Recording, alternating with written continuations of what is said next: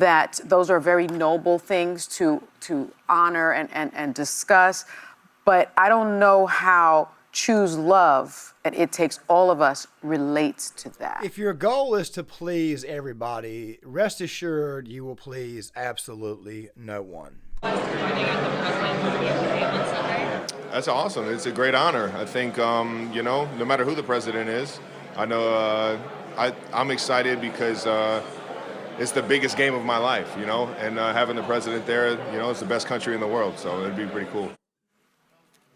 Taylor Swift fans apparently are not happy about that answer. Should he have defended her, or was he doing what we see sports folks do? You know, when after a game they're asked a question, they're addressed, and they're not political. Yeah. You know, they don't become political. So was he saying, okay, I got a choice here. I got a big game happening, and I gotta walk my path. Because I love my girl, but I gotta walk my path. Or should he have said, I don't know why you asking me that question? Yeah. Okay, so the cackling hens at the View are not going to be the only ones that we're going to be talking about over the course of this video. I mean, the only thing Travis Kelce is doing is just simply saying that it's an honor to have the president there.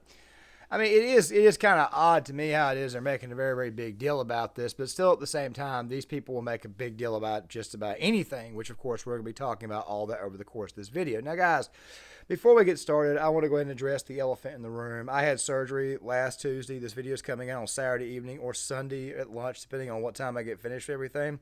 And of course, as many of you guys know, I've not exactly been online the past 10 days. I did have a few videos released while I was out on surgery, but of course, they'll be linked in the description box if you guys did not catch up on them. But of course, I've been out basically the last week. The main reason why is because while I wanted to post this past Monday, I just have not been in the right frame. I've been painkillers have been my best friend the past week and a half. When you get surgery on your leg, you're not going to be able to walk for a while, and I just haven't exactly been in the right frame of mind. Being able to walk is pretty daggone important to me, as I'm pretty sure it is to everybody out there. Still, though, at the same time, that before we dive in, make sure you guys please hit the like button, please hit the notifications bell, so that way you guys are notified when the content comes out. I'll talk a little bit more about what's going to happen going forward towards the end of the video, as well as the video that I'll be releasing to go along with this one right here tomorrow, which of course is going to be about, let's just say, a couple of comedians and how to actually act in these situations. But of course, we'll be talking more about the plan going forward, because I'm not just going to go right straight back to work full in. I'm going to kind of ease things in. Still, that right there being said, let's go ahead and get the topic of the video.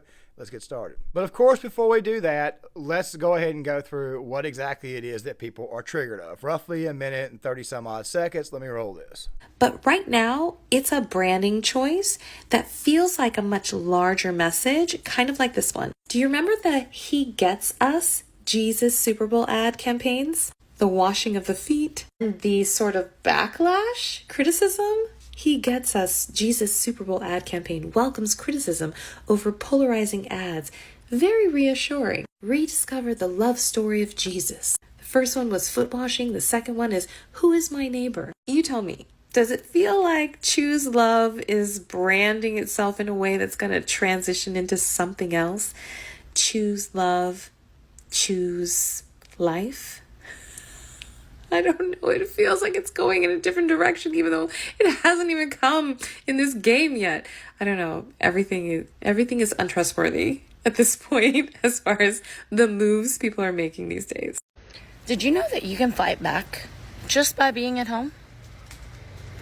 The Super Bowl is this weekend, and we all know who's going to be there. So how about we just not watch the Super Bowl? It's pretty much the easiest thing we could do. I'm sure we all could use that time to do something more conducive. So apparently the NFL is going to stop putting end racism in the back of the end zone, starting with the Super Bowl this weekend. It's been there since 2021. You do have that anti-Semitism ad featuring Tom Brady and Snoop Dogg. And of course, there are some people out there who are upset about the fact that Kendrick Lamar is going to be at, let's just say, doing the halftime show. There was also this prediction from Jason Whitlock saying that people would be cutting the game off during the halftime show because he doesn't exactly match old school rap. Look, fact of the matter is this right here. This Super Bowl right here feels more and more and more like obligatory viewing, meaning it feels like you have to watch it. As a matter of fact, it feels like every Super Bowl has gotten that way. it's been a long time since I've actually watched the Super Bowl where I actually really and truly wanted to watch said game. I want to say the last time this happened in my case, I want to say it was back in 2017. That right there being the Super Bowl between the Patriots and the Falcons, the 28-3 game. Yeah, and I want to say it was the Super Bowl the following week between the Eagles and the Patriots. After that, I just haven't really wanted to watch the game. I don't think anybody really truly cares to watch the game anymore. It just feels more and more like obligatory viewing, and it seems to me like whatever way the NFL goes, nobody's going to be happy. But of course, let's get back to some of the stuff that people were triggered over. So these people are triggered about the NFL removing the end racism logo in the end zone. I would say it's about time. However, the problem is this here. The NFL, which by the way, that's just a fake virtue signal. The NFL still chose the virtue signal by allowing the Black National Anthem, Lift Up Every Voice and Sing, to be played before the National Anthem.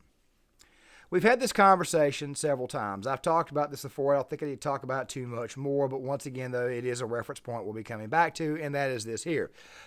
It's divisive, okay? I don't think it was meant to be divisive when the song was written. Nobody is going after the actual songwriter himself. I'm just simply saying that its current usage is extremely divisive. I mean, next thing you know, you get the Asian national anthem. Then you get the Hispanic national anthem. Then you get the Muslim national anthem. Then you get the Jewish national anthem. You got to see where we're going with this. The national anthem, Star Spangled Banner, covers everybody. Okay, just saying, it covers everybody. And of course, to the crowd out there who gets upset when you point out that you don't need to be kneeling during the national anthem, I want to go ahead and say this right to you one more time, for all you guys in the back. Nobody is forcing you to do so. They ask you to rise. They ask you to honor America. They ask you to do that. Nobody orders you to do so. Please do us a favor and stop screaming and hollering and raising hell about that. I mean, these people have got a plenty of things to be triggered of. Of course, you guys are seeing right here in the B-roll footage our pal Ryan Clark, and of course him going on about Trump being inaugurated on Martin Luther King Day, which of course I'll provide the clip right here in the B-roll footage for you guys. But of course he got triggered this past week because Donald Trump signed an executive order. An executive order which, by the way, got struck down by a federal court, meaning that it's going to be legislated, which I'm sure it will at some point in time, basically saying that men need to use the bathroom of their sex and women need to use the bathroom of their sex. You need to compete in the sport of your sex, regardless of whether you are a man or a woman. But of course, Ryan Clark had to get triggered about that as well. Here's roughly a minute and 30 seconds of nonsense. Thing is, amidst what President Trump is doing in an actual, truly all you could say is an assault and an attack on diversity, equity, and inclusion, I think it was big for Roger Goodell to stand up as the NFL commissioner and say diversity has been good for us. Well, the league is like 70 some odd % black, so I don't see how it's really diverse, but okay.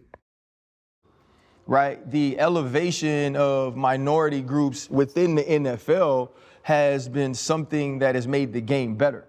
I think you have to say that part of it, right? Because so many times the other side will have you look at diversity, equity, and inclusion as if it means you don't have to hire the most qualified candidate.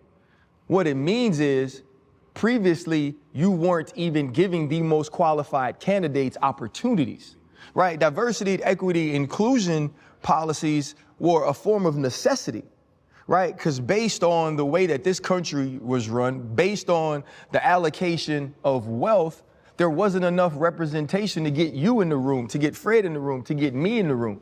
And we're talking about a league in the NFL that's 53% African American. It's only 36% African American when we look at the assistant coaching ranks, which a lot of times are former players who now get those jobs. When you look at this past cycle, if I could just remember right off the top of my head, Aaron Glenn was the only African American coach to be hired. And so when you start... All I got to say is that the DEI practices in this country, the DEI practices that were put forward are extremely racist, okay? You need your job based upon your actual qualifications, not your race, okay? I don't think there's a whole lot to go through here. If I'd had to do this with Ryan Clark, it would require several videos because Ryan Clark is as ill-informed as he is stupid, okay? That right there is the truth about Ryan Clark. I think I've made a lot of videos here recently about Ryan Clark. I mean, hell, Ryan Clark is featured in the daggone thumbnail, even though the video is primarily about the cackling hens at the View, being the cackling hens at the View. The point is this right here. Ryan Clark does not know what the hell he's talking about. It's all the hell I'm going to say for the time being, but I'm pretty sure you guys will hear something in another joke because you guys know me. I like to pad these videos a little bit more. getting rid of the DEI practices was one of the biggest and best things we could do as a nation, because it needs to reinstill that this is a merit-based society, not one based upon race. Just saying.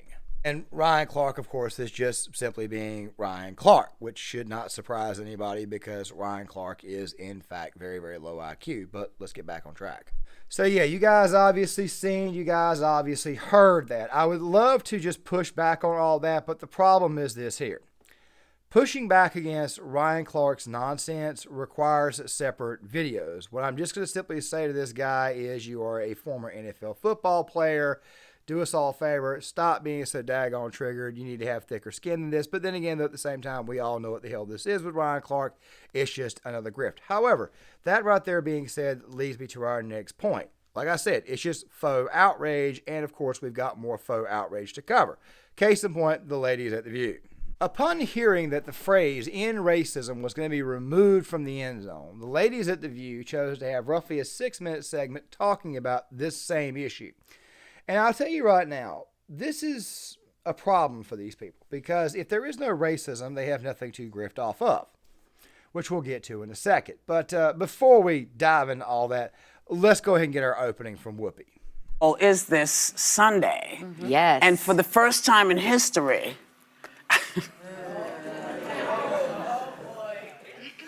a sitting president will be at the game. And it's already setting off controversies. Like after the NFL decided to edit their "end racism" slogan in the end zone for Sunday's game, now it's going to read "choose love." The NFL says it has nothing to... No, Whoopi, it is only a controversy because you want it to actually be a controversy.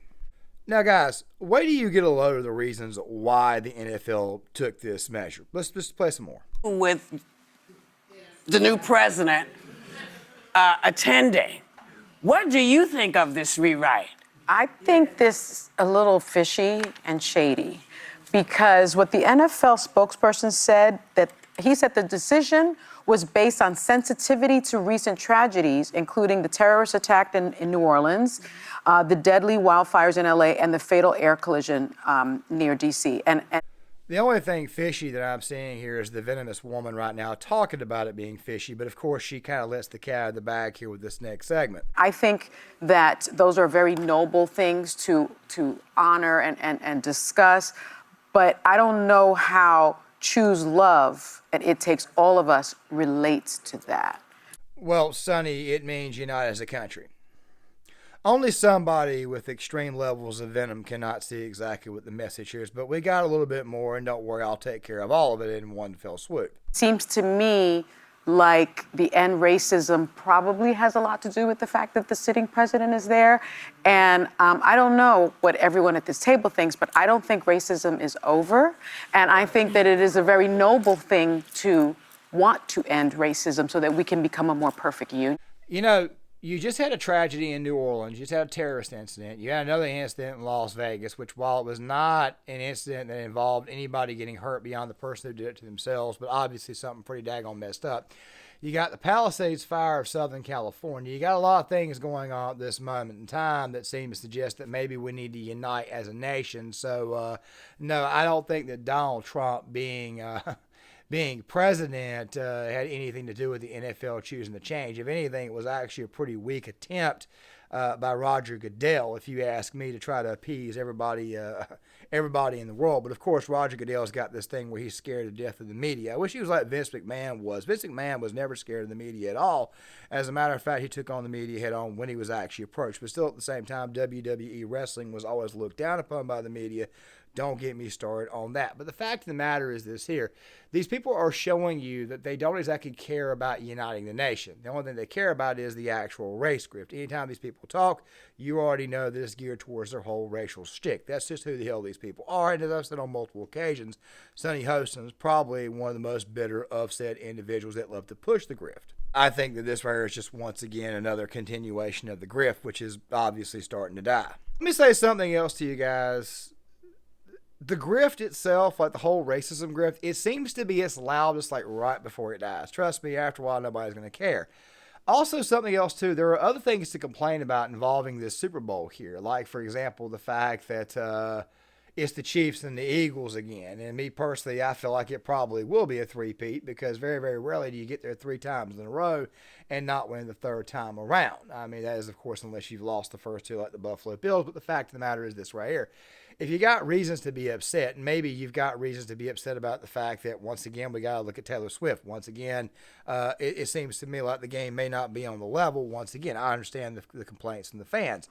But still, at the same time, it just feels to me like these people are just trying to create controversies where they do not exist. But let's continue. No, Roger Goodell actually came out and said that he wasn't going to be ending DEI after a lot of major companies in America were saying that they were going to roll back some DEI. Roger Goodell, the chairman of the NFL, said that he I had to double check that. Said that he wouldn't be. So and because of that, I'm not sure that I would be able to assign motive that this is some kind of a change to appease Donald Trump because he's not in the actual action of the policy.